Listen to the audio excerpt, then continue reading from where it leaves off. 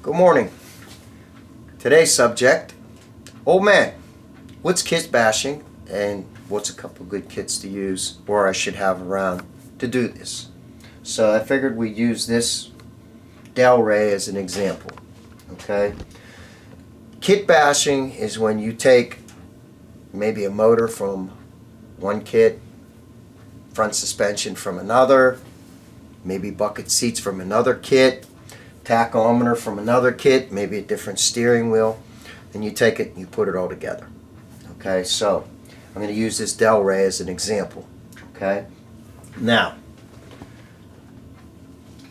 what you see here, this is the motor. I took it out of the 1967 AMT Chevelle Pro Street kit. Okay, I took the manifold. The high-rise manifold came out of the AMT 1972 Chevelle. The carburetors are aftermarket.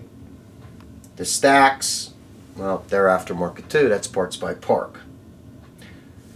Now, flip it over. The front suspension is from the 1941 Revell Willys, as are the traction bars. The wheels and tires,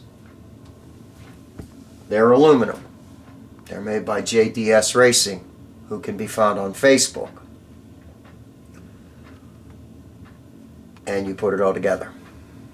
And you'll learn as time goes on, you'll start recognizing the kits that have the most parts that you can use for doing whatever you want to do.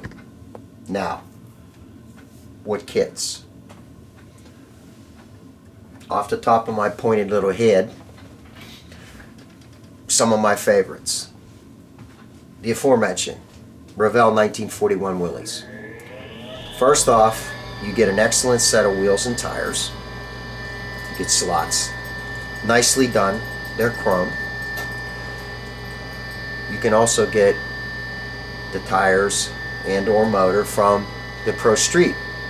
Now that Pro Street frame or the Willys frame can be used and stretched under numerous kits. 1937 Chevy AMT, 1940 AMT Fords, etc., etc. Now, another excellent kit, the AMT 70 Super B Pro Street kit. The AMT 1967 Chevelle kit, the AMT 1966 Nova Pro Street kit. Let's take the Coronet. You get 3 different manifolds. You get an Elephant Hemi. You get the standard Hemi. 3 different manifolds, 2 different carburetor setups. You get different air cleaners, plus you can back half, you take the rear section out of it, put it up under, make yourself a Pro Street out of just about anything.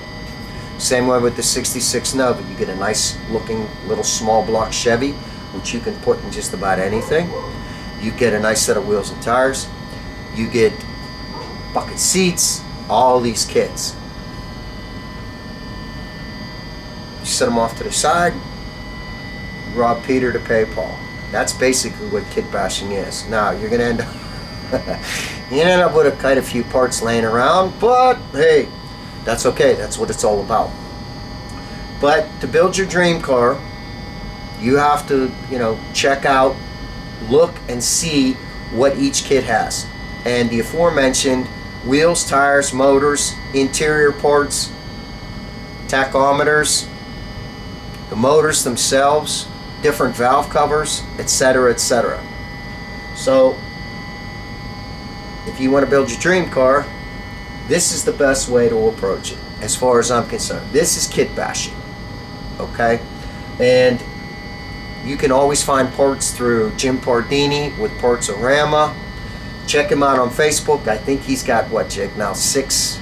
He's got 6 different sites where guys get up there, they sell parts, they sell partial kits. Go check it out. it's well worth it. Another thing too, if even though you might not build for a show, you're just a shelf modeler, that's fine. You can go to the shows. You'll find yourself some nice deals on kits. You'll find guys that are selling bags of parts for a couple bucks. Can't beat the deal. Alright, so now we covered kit bashing. So I hope this helped a little bit, answered the question, and it's a nice area to delve into. You learn a lot. You learn what fits and what doesn't, and you have yourself a nice stash of parts. Just don't throw them all into one box so you're not digging through. Keep track of it. Throw them in baggies. Label it. Keep the Chevy, the Ford, and the Chrysler parts all separated. And yeah, you'll be okay with this. So I hope you enjoyed this segment. I know it's short. I know it's sweet, but I answered a question that was asked. So until next Friday, from Jake and I and the Blonde, from Lone Wolf Custom Painting, God bless. Have a great week. We're out.